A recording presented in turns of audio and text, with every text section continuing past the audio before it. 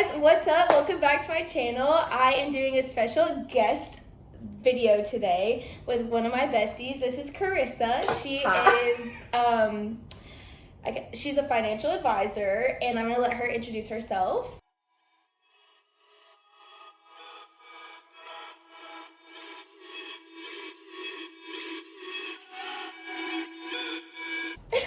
My name's Carissa, and I'm a financial advisor.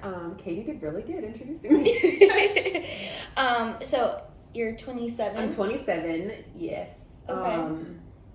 And I've known Katie for like a year. Mm-hmm. Yeah. But it feels like forever. It feels like 17 years. We're best pals for sure. But so she's on today because we're going to talk about finances for people in their 20s and how someone who works in the industry but is also dealing with the day-to-day things that we face as well kind of has an opinion on different things. So I made a list of questions. We may get to them all, we may not, but this is completely her opinion, not related to where she works at all. We're gonna just leave that part out. Disclaimer. But yeah, so can you give us a little background about like where you went to school, how you got into finance, things like that? Yeah, so I went to school at University of Vermont.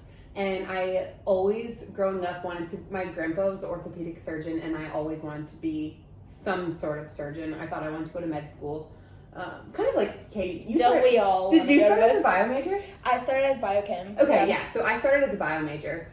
And after my first semester of chem, it was over. I graduated salutatorian in my high school class. And then once I got into freshman chem at UVM, I was like, I'm gonna flunk out of college if I keep doing this, which just blew my mind.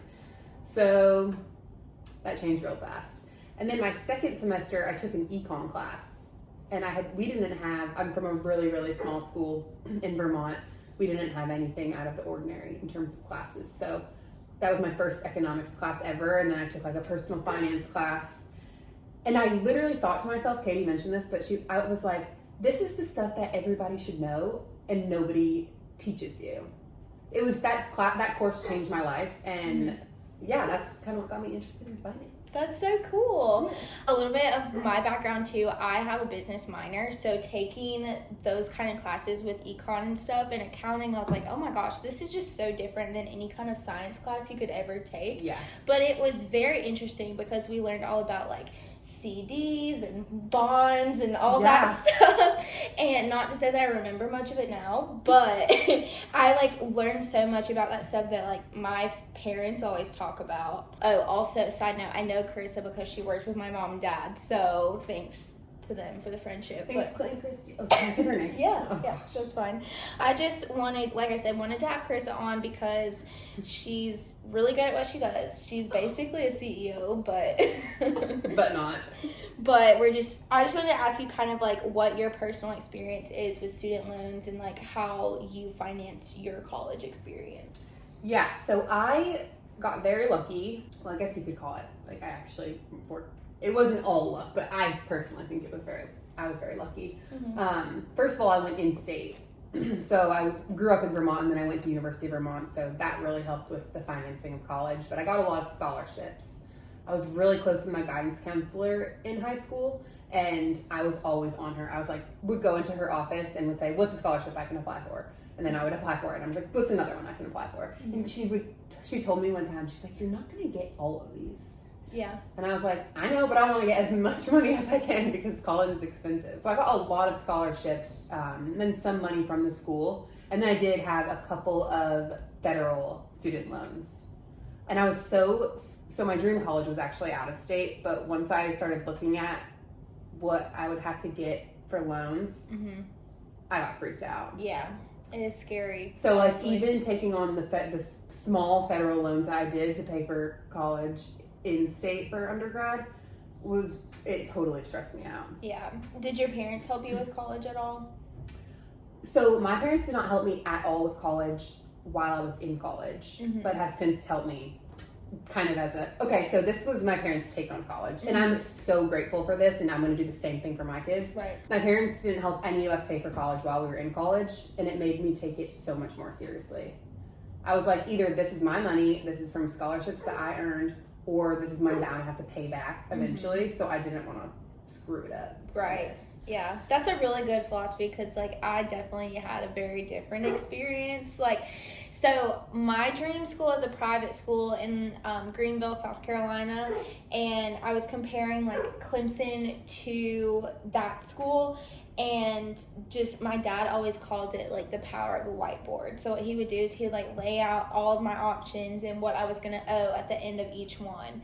And thankfully, my dad was like, you know, if you go to Clemson, like, we'll cover everything, sorority, spring break, Oh my gosh. all of that. And he's like, and you won't have any student debt when you graduate. But if you go to this other school, you're going to have $250,000 because it was a private school. And I was just like, I couldn't do it. Like, I could not make myself do that. No. So I was, like, so pissed to be at Clemson my first year that I just, like, made a mess of my grades. But I had that same mindset of, like, okay, like, technically I'm working for myself right now, for my future self. Exactly. So it was kind of, like, motivating in that way to not have to take any extra time that we didn't need. Yeah.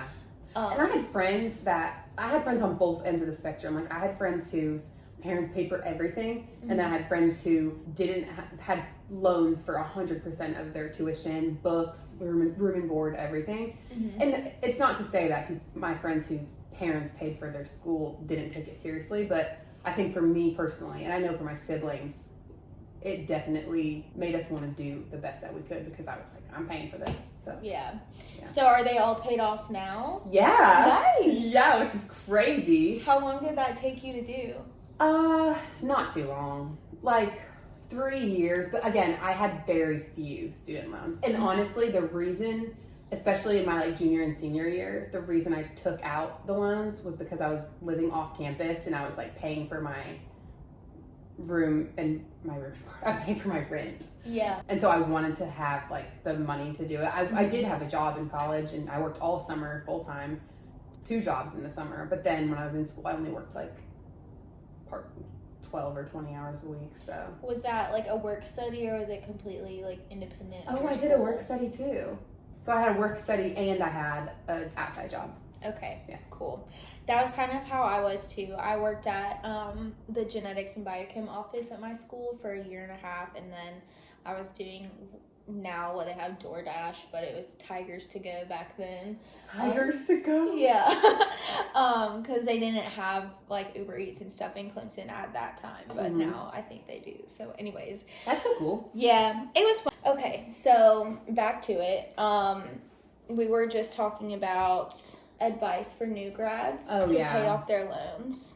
This is a hard topic. I know. It's like, because I've seen it. Oh yeah.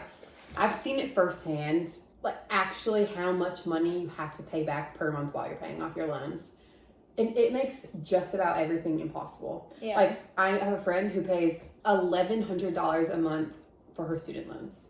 Like, that's what she's paying each month to pay them off. That's crazy, because it's still going to take her so long. I'm like, if I had that on top of mortgage, car payment, insurance, food, utilities, and not only that, but people, like, that takes a huge toll on whether or not you can even qualify to get a mortgage. Yes. Or a car loan. It's almost like having so much in student loans, which is for some people a necessary expense if they want an education, hinders you from doing other things. Exactly. I think it keeps you stuck in like, not that there's anything wrong with the post-grad, like fresh out of college phase, but it's going to take you longer to get to the point that you want to be. Like, I tried to buy a house and my student loan like affected that because my dad pays it, but I did have to take one out on my credit, which was helpful for my credit score, but at the same time, like, I'm not paying it. So it's like, but it's still in my name. Right. So that was kind of tough with that. Yeah, I mean, I have worked with a couple people who are like in the budgeting phase of their life and are paying off loans. And I always say, pay the highest interest rate first because you're just racking up interest and going to pay more and more and more in that loan, especially if you're putting it off. Mm-hmm. So even if it has a bigger payment and you could pay like the principal of something smaller, you think you should pay I'm highest 100%. first. Yeah, what is it? It's like the snowball versus the avalanche. Yes. Yeah. Yes. I am 100% team pay the highest interest first because I don't believe in paying interest to someone else. Yeah. I get it. I mean, obviously, fresh out of college, I don't have $300,000 to buy a house, so I'm going to have a mortgage. Mm-hmm. But if I'm borrowing money for something else and I am making payments on it has higher than a 3% interest rate, I'm not paying 12%. Don't even get me started on credit cards. I'm not paying 24% interest to someone else. I think pay the highest interest rate first, knock it out. Okay. Yeah. So when you're looking at a loan in general, whether it be for a car, a house, whatever it is, what's like your safety interest rate zone that you would feel comfortable advising someone to do? It's hard now with rising interest rates. I know. I mean, now a mortgage is at over 5%. Mm-hmm. And they were just under 3%. Right. I mean, you don't really have a choice Mm-hmm. because when interest rates change, it affects borrowing money at all costs or in all situations. So, I mean, I always say buy what you can buy in cash and don't borrow money, but there's things that you have to borrow money for, especially at our age. Yeah. Because I just had to take out a loan for my PA school, and it was like 5.6% or something like that. So, like, not the worst, but still, like, on $150,000, that's a lot. So is that adjustable rate or is it fixed rate? So I applied for 2 different loans. I applied for a private loan and a federal loan because I just didn't know, like, what was better. Mm-hmm. So with the private loan, I got a fixed rate. Oh, a 5.6? Yes. Okay. But I don't know about my federal one, if it's fixed or adjustable. I want to say it's fixed, but I don't know that for sure. So the thing about adjustable is it starts low to seem more attractive, but then it has the ability to creep up and you have no control over it. Yeah. So they try to make it look better at first, and usually a fixed rate's better. Mm-hmm. That's kind of what I thought too. Also, disclaimer, I'm not an expert on student loans, but I do have my opinions on student loans. So with your clientele, what are the kind of like requirements to work with you as a financial advisor, if you can share that? Yeah, we do have some young clients who are still paying off student loans. Mm-hmm. But I would say like 95% of our clients are in the 55 to 75-year-old range. So student loans isn't really a topic anymore. What is a topic is helping them save for their children's or their grandchildren's education through state-sponsored 529 plans. Also have a lot of friends who were able to utilize those because their parents or grandparents had saved for them, and that's all tax-free growth and tax-free taken out to pay. So that's such a good idea. I wish someone had done that for me. Me too. And the rules have changed so much too. So even if you're not paying off your own student loans or you have kids, start putting a little bit of money into a 529 for them on a monthly basis, or even like on their birthdays. Like, what does a 1-year-old need for their birthday? Have their aunts and uncles put money in their 529. Even if it isn't that much by the time they go to college, it can help pay for books or supplies and stuff like that. Yeah, or like dorm essentials or something like that, you know? Because that stuff adds up. Like, it really does. So with your clients, is there like a common trend with like more wealth and less student loans in the past, or do you think you can overcome having the student loans and still build wealth like you desire to? Oh, today's generation, like millennials, have a much larger hurdle when it comes to student loans. I mean, the rising cost of college is disgusting, if I do say so myself. Yes, I agree. And I mean, sometimes I talk about it with our older clients, just wondering how much they paid for school or whatever the situation might be. And a ballpark number that I can just think of off the top of my head that someone has said, $1,400 all in for a school year. And I'm like, we can't even take one credit for $1,400. That's literally like less than my fees for one semester. Yeah. $1,400, $700 per semester. Yeah, it's mind-blowing. I cannot believe that. I truly can't. Because, like, my first year at MUSC is going to be $86,000. For 1 year? Yes, which is crazy.